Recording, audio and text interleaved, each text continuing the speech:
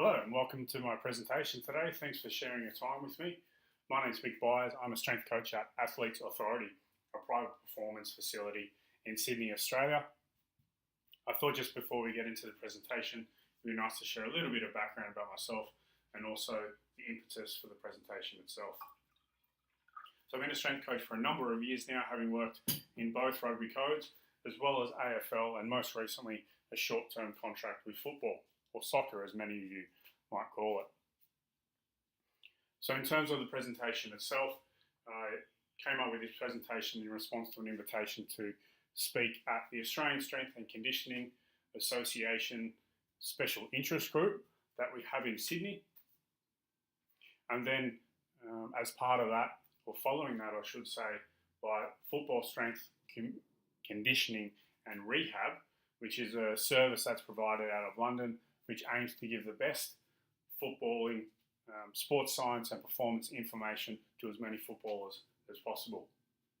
You'll see in the top right corner there's a little logo with Vanguard underneath. That's simply my private company. So welcome to the presentation. We'll get started. It's called Handing Over the Keys, working with athletes for better outcomes.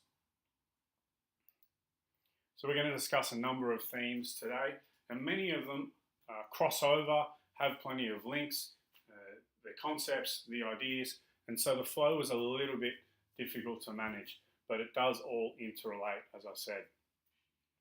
So we're going to look at how it is that I program and sequence my exercises, I should say. We'll go into a little bit of information about language and cueing, and also how we involve the athlete. Now, the subtitle of the presentation is Working with the Athlete, and that's a very central tenet to my approach to my relations with my athletes and indeed how I program. With that, we'll talk about how we allow for their development and also talk a little bit on coach without coaching. Hopefully by the end of the presentation, you'll be able to understand how I view programming as a way of coaching and of course coaching as a way of programming. It's important to acknowledge that with this approach comes some risk, and of course with that you must be willing to expose yourself and your athletes to some forms of failure. But I believe this is a really important process in learning and also helps to build a more confident and better adaptable and robust athlete. The approach might appear a little bit hands-off, but in fact it's actually very involved, and this involvement happens much more at a global level rather than the local level, and we'll discuss how that enables you to remove yourself from the session and the minor details and actually have a better understanding and a better outlook across the session and indeed contribute to its improved flow. So it's been said before that the best way to build power is distribute it. All right, so what we're looking for here, as all of us are, is to actually get the athlete better. So looking to give them power, take away what some might view as a coach's traditional aspects of power and give that to the athlete. So give them some ownership, give them accountability and responsibility, and actually bring them along with the process and tap into their experiences and their knowledge in order to get the best outcome. So moving on to programming now. Across programs, I like to have a logical progression and flow, and particularly between exercises. The main reason for this is because I'm looking to set the athlete up with each exercise across the programming and across their career. What this means is that when a new exercise is introduced, it's much more of a transition rather than being a completely new exercise. So an example of this might be a half-kneel overhead press, moving to a seated press, moving to a standard press, and then onto a push press. Now at the same time, I'm likely to have squat variations going as the key lift, and then when they've built the competency through the shoulder press progressions, then they can move on to a jerk as their key lift once they've established the capacity to move some decent load. The other benefit of this, of course, is there's less coaching required, because we just need to add the next piece of the puzzle to each exercise rather than trying to teach a whole new exercise each time. I'm also really big on creating tangible links both between the exercise and the language used, as well as links to their sport.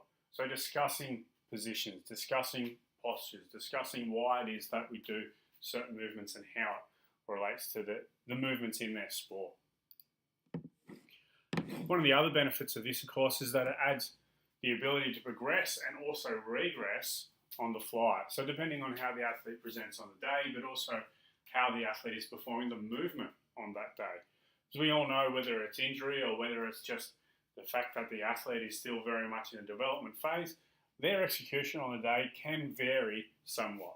So with these transitions rather than new exercises, it's much easier to just regress them back a step or two. What this also does is provide greater opportunity for both success and failure. And failure, as we know, is a really important part of the learning process. Athletes being able to learn from their mistakes, but also to give them the opportunity to problem solve and figure out what it is that they did wrong, as well as what it is they can do different next time in order to achieve that success. I think it's really important to acknowledge too that our language over the course of these exercises will also change. Not just in terms of complexity or how much, but also in terms of the tone and the actual particular words that we use. All programs, of course, are designed with a skill emphasis, but also a force and or velocity. These don't exist in isolation. So let's have a couple of examples about how the progression and regression might go. So we might regress from a jerk to a push press, for example. Or we might go from a barbell variation to a dumbbell variation, and that could be a single dumbbell or a double dumbbell. We might go from a jump squat to a banded squat, and we can also look at what exercises are paired with. All right, so for example, we might pair a push press with the kettlebell press. Now, of course, the execution of the kettlebell press might well have a negative effect on the push press in terms of the amount that can be lifted, but what we're actually trying to do with that pairing is simplify the exercise a little bit, give the athlete an opportunity to improve the skill in a simpler setting, and also be able to get some context around the positions and postures. Now let's look at an example program. So a lot of information there. We're not really going to look at the whole thing. Instead, we're going to delve deeper into a particular aspect of that.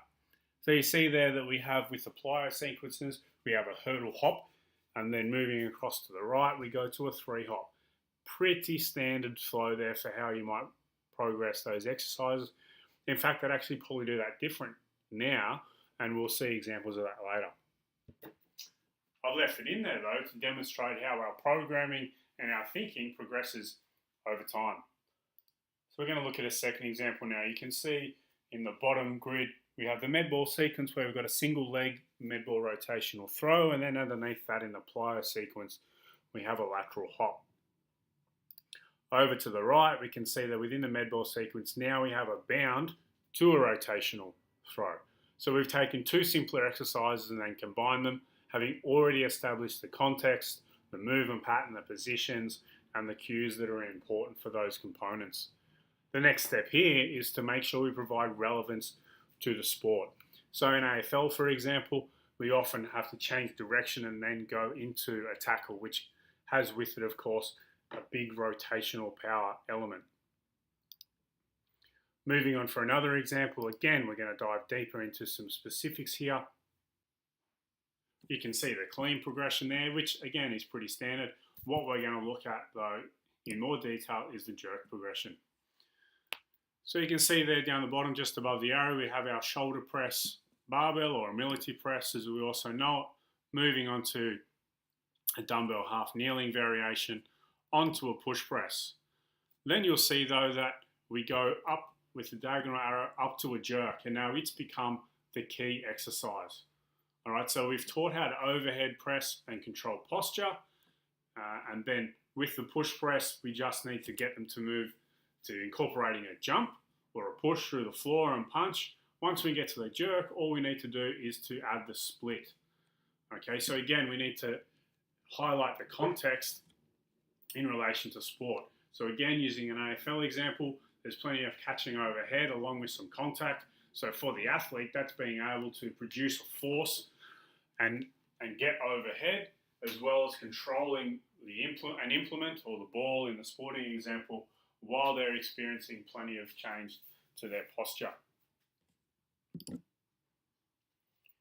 So the other way we can do this is through the pairing of exercises. So we can use our supplementary exercises to reinforce cues and movement.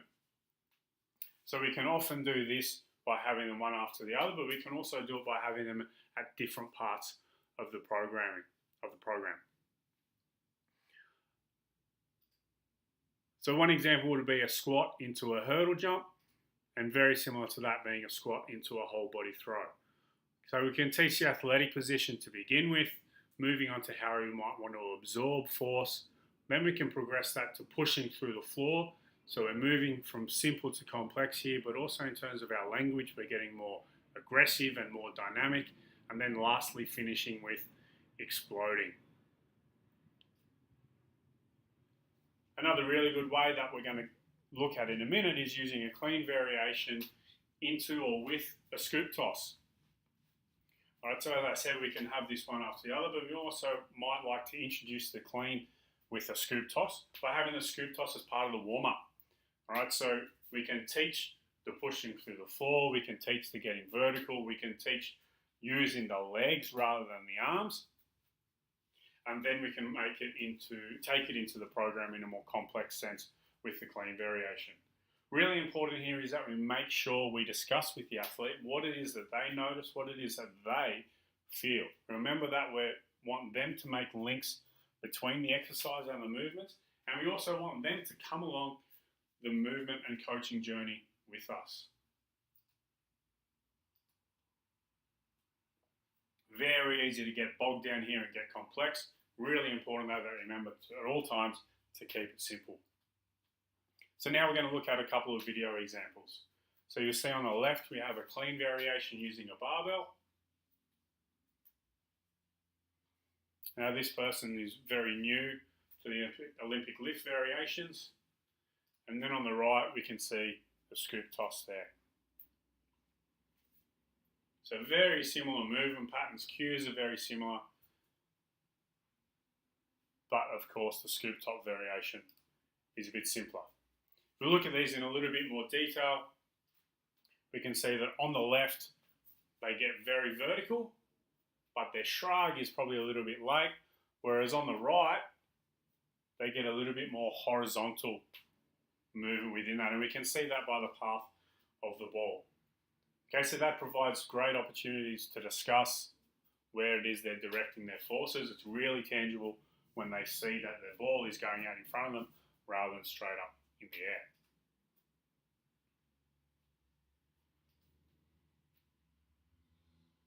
So now we're going to move on to triphasic training. Now this isn't true triphasic training, okay? This is my adaptation of it. One of the reasons that I really like triphasic training is because it gives increased rep duration. Right? By keeping the athlete to account particularly, it stops them from rushing. Also gives us greater time under tension, and there's physiological effects of that we know about, and contributes to increased eccentric strength, which is particularly important when we talk about injury prevention as well as force absorption and output. Perhaps the biggest advantage though is what I mentioned before with rushing, that the slower tempo gets the athlete, enables the athlete to feel the position, to feel the movement. But importantly, it also gives them enough time to solve any issues that come up.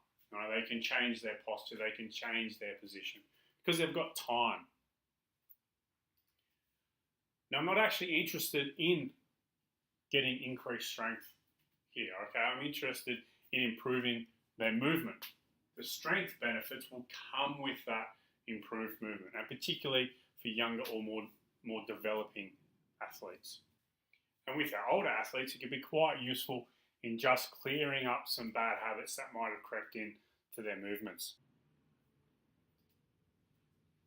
So now we're going to have a quick discussion about the language we use in and around movements. So Nick Winkelman has done a great job of making this popular, and he often talks about the 3Ds. The first one being direction. So here we're talking about words like away, to, or from. Next one being distance. Okay, so exploding to the sky or trying to headbutt the ceiling. And last one being description. So this gets into the realm of analogies. Right, so for example, we can ask them to explode like a rocket ship for vertical movements, or if we're talking about acceleration, we can ask them to be more like a plane or describe it as like being a plane rather than a helicopter. The great thing about these is that they go across languages and across cultures. Right, everybody has an inherent understanding of what a plane does when it takes off, as well as what a rocket ship does. So this helps to make them memorable. And other ways we can make them memorable, of course, is by being specific to the individual, all right, and even making them funny. One other thing we can do, of course, is to change the constraints or focus through this language. All right, so we might get them to focus on different things. Great example of this being drop jump height versus contact time. So if we ask them to jump as high as they can versus getting off the ground as quick as they can, that can help produce different outcomes. So what cues and when? Well, I think it's really important to build the cue and or the information along with the exercise. As an example, for an Olympic jump progression, starting with the jump, shrug, and then we can move on to lifting the shirt or shaving the chest, and then we can move to catch. So we're shifting the emphasis with each of these words. Similar to the example I gave for the last slide, we can talk about exploding off the line, progressing that to exploding away from the line, and we can also discuss things like tempo or flow relevant to the distance. When we establish these cues and build them along with the exercise, what it does is it enables us to step back and be able to coach from a greater distance. They know the cues that relate to the exercise and the different positions. Going back to earlier in the presentation, I talked about how we establish positions and postures with the progression of each exercise, and we do this with the cues. So a couple of examples we've highlighted there before being the rocket ship and the ceiling. We can also talk about putting force through the floor, getting away from somebody or running like you've stole it, and then nice and simple ones like push and punch. So a more practical example, if we're looking at the squat, we might talk about sinking between heels, which then becomes pushing through the floor, moving on to exploding off the floor. So the movement is becoming more dynamic to more aggressive. For a prowler bound, we might start with a march. This march progresses to a pop again as the movement gets more dynamic, and then when we want it to be really aggressive, we can talk about punch and float. Often too, and we'll talk about this more later, is that sometimes what we don't say can be just as important as what we do say. All right, we're just going to look at another visual example here.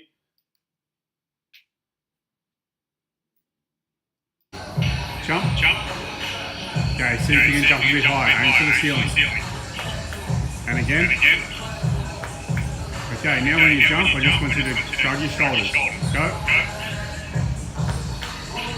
And again. Okay, this time after you shrug your shoulders, I just want you to pull the shirt up with the bar. Let's go.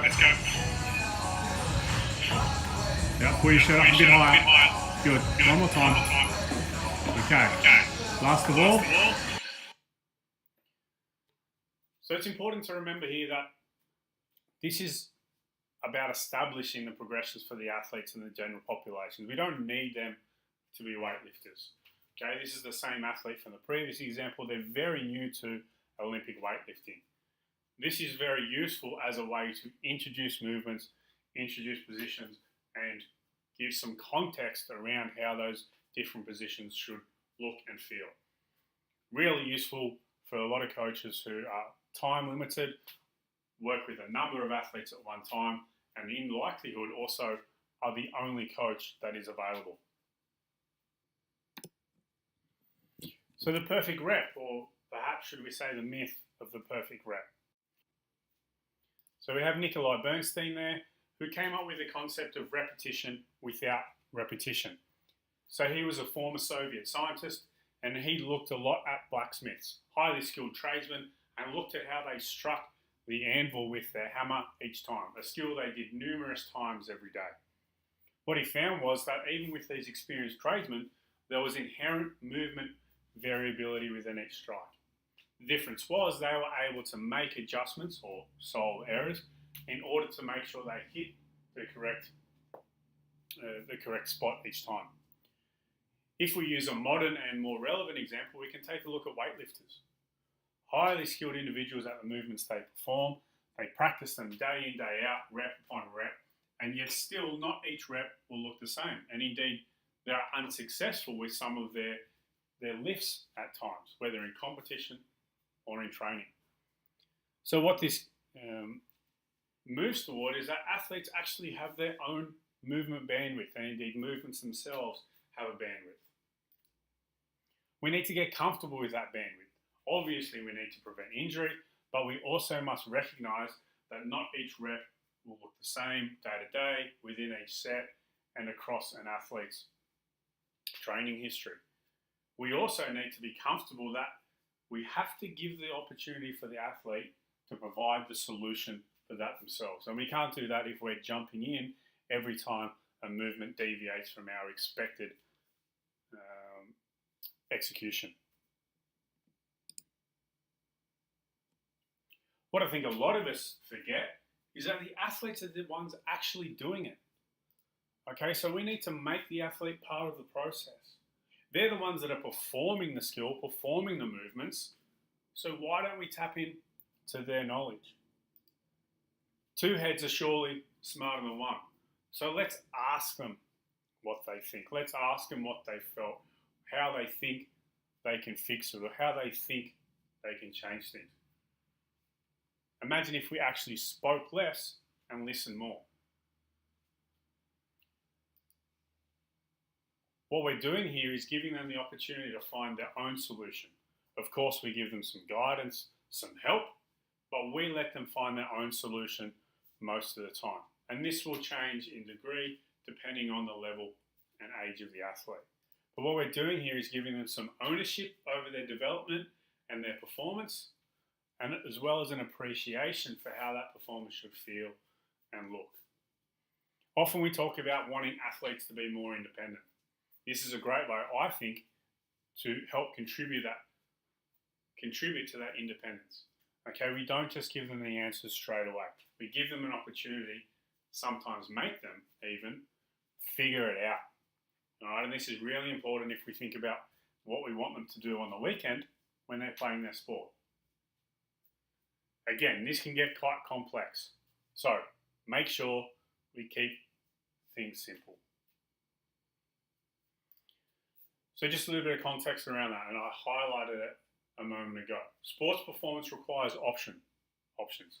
So we have to let them find them. And a gym is a great place in order to do this. What I'd like you to do now is just pause the presentation and copy the bottom link from YouTube into your browser and have a look, or search for Morris Longbottom Rugby. All right, you will see some pretty freaky stuff, and I want you to have a think about whether or not that was coached. So if you go and watch that now and then come back. Now, as you can probably see from that clip, no coach taught Morris that. He was able to figure that out himself, both in the moment, but also in likelihood from a life of being given the opportunity to figure stuff out by themselves. So with that, we need to acknowledge that we don't have all the answers. All right, the athletes usually are at a pretty good level, have a pretty good ability to actually solve problems and learn things themselves. So why don't we try to tap into that? Why don't we use their knowledge, their expertise, their familiarity with the situations in order to get those solutions? Remember, we're important, but we're also not that important.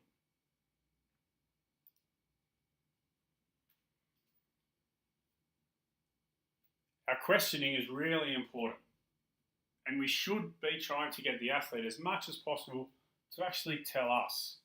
Remember, they're the ones doing it. So they should be telling us what it is that they felt, what it is that they thought, what it is that they noticed. All right, this also helps to improve their understanding, let them develop their own context. When we're handing over the keys, we have to be careful though from providing too much information. All right, remember, we need to keep it simple. One way we can do that is just by asking them one simple question or getting them to tell you just one aspect that related to the skill. And last of all, we can actually just say nothing. Okay, we're allowed to let the athlete speak. We're allowed to just let a rep or a set that wasn't performed perfectly go by the side.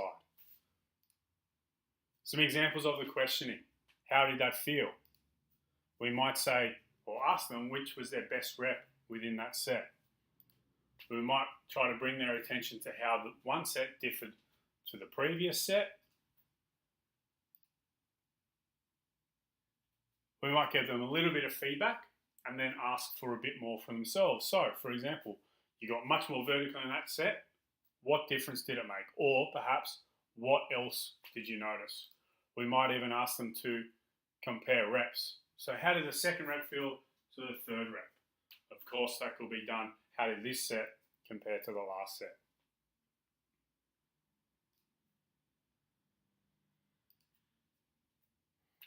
Sometimes though, it just comes down to keeping it simple.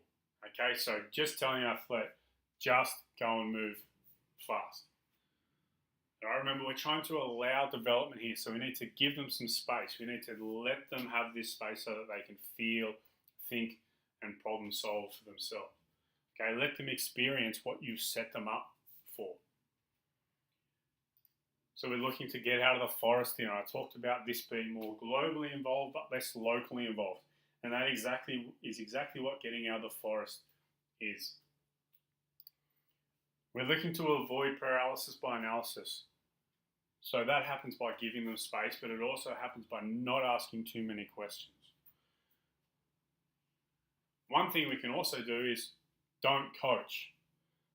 Okay, so this might be actually just not watching at all, but it can also be pretending like you're not watching. Okay, so you just release that pressure valve a little bit on them, but you also give them the feeling that they're allowed to just do the exercise and they're not constantly being watched. Okay, what this also does is free up to move about the gym more and see what other people, other athletes are doing within the session. You've given them the cues, you've given them some ownership, which means you can coach from a distance.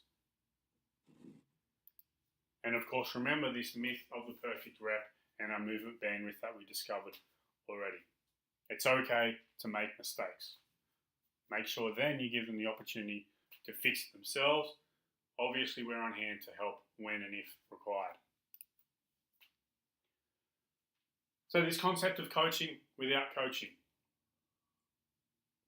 What we're looking to do here is build the skill without the athlete knowing and or giving them the opportunity to make their own rules or apply their own interpretations to the skill. So this works both within the gym but also out on the field, whether it be for warm-ups or conditioning session or even rehab sessions. So first example of that is down ball, which is really just an extension of keepy off or a possession game. So we would start it that way within a small grid, and then what they need to do each time they catch the ball is put it on the ground, and then each time it touches the ground they count consecutively up to 5. Once they do that, they get a point. What we might not tell them perhaps though is whether or not they can run with the ball, whether or not it's contact or non-contact, how the ball has to be passed, whether or not any other part of the body can be used. A game called Fly, which is essentially a way of getting athletes to bound without knowing that that's what you're wanting them to do. I'm sure you've all experienced trying to coach athletes to bound, and it doesn't end very well. Ring bounds is very similar, and I'll talk about these together. So for Fly, all you do is you get a number of sashes or markers, space them out in a straight line. Each athlete runs through, taking one step within each gap. Once each athlete has gone through, the first athlete then goes back and can remove one of the markers or the lines and puts it at the end. Everybody goes through again, but now that there's a bigger gap, the athlete can choose, if they wish, to take 2 steps within one gap. This process repeats so that the gaps get bigger and bigger, and the athlete is forced to figure out how it is they get this increased distance. And quite often what they will do is bound. Those that don't bound can see the other athletes bounding and then try to use that information into their own performance. Ring bounds, we use just some hoops, lay them out on the ground in a zigzag fashion, and they need to work out how to land in each hoop. Turkish get-ups is another great one. Show the athlete once or twice how to do it, give them as little or as much information as you think is required, and then tell them that they need to figure it out. You then walk away, we watch from a distance, be on hand to provide assistance if need be, but it's largely for the athlete to work out. Now the shoe or the plate or the kettlebell, whatever they're holding, will give them information about how they're performing the movement, largely by falling out of their hand, or in the case of the kettlebell, forcing them into a poor posture. Skipping rope can be really useful and is getting much more popularity again. So double unders is a classic one, and we'll see some footage of that in a moment, but also having them do different running patterns and A-skips while using the skipping rope provides great feedback. And we discussed the examples around depth jumps earlier. For some more great examples, I recommend you go to the link down the bottom. They have plenty of great constraint-based drills and footage of the athletes performing those. Now we're going to look at a double unders skipping example.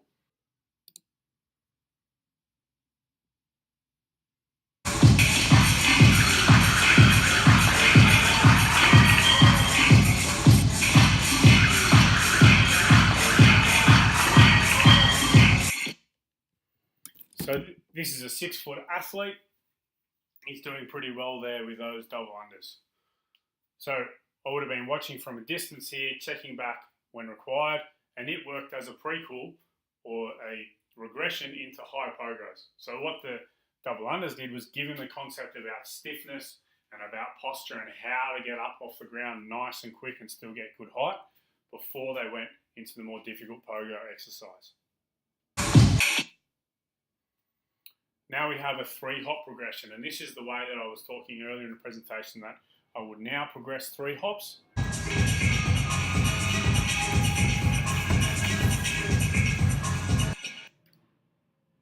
So he's got the addition of a lateral bound to start with. He's coming through an ACL rehab there. What the boxers do is, of course, reduce the landing height, but because they elevate each one, it actually encourages that heel lift, right? That recycling of power that we're looking for with a 3-hop. In the next slide, he's going to hold a ball. Whenever you're ready.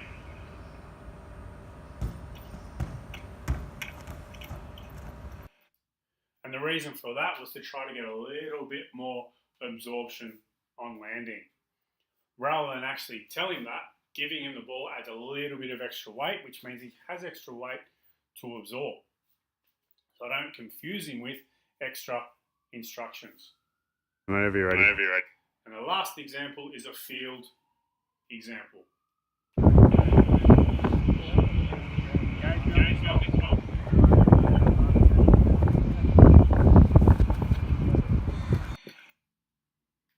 So a pretty low level agility drill there. but what it does have is relevance to the sport and also helps to make the movement a bit more instinctual. Okay, we've introduced an element of decision making there. And the only bit of extra information I've had to give him is just that I'm actually going to be stepping in. I've let him decide which way he solves that problem. So he could have gone around me to the left, he could have fended me off, he could have stopped and gone much more lateral with his step, but I left that up to him. So in summing up, I look to set up exercises across each program, looking for a transition rather than new exercises. This makes the introduction of the new exercise much simpler as I already have an understanding of the context, position, and postures required, as well as the goal of the exercise. These exercises are linked across programs, both in terms of positions and concepts, but also in terms of language. We discussed how concepts from one exercise can reinforce concepts from another, and how cueing and building cues with exercises can be really useful and is important. Specifically, we looked at how we can involve the athlete, how we can bring them along the development process and actually give them ownership and make them an integral part of this development process. We let them make mistakes, but we also let them problem solve. And hopefully tied in how my programming works to coach the athlete, but also how the coaching then informs the programming of the exercises. If you'd like some further reading, there's a couple of good resources there, and just the credit to where I got some of the photos in the presentation from. So, thank you for your time with me today. I hope you've enjoyed the presentation and got plenty out of it. If you've got any further questions or would like to discuss things in more detail, you can get me at strengthcoach_Mick on Instagram, or you can email me directly at byersmick, that's BYERSMIC @gmail.com. Once again, thanks for your time.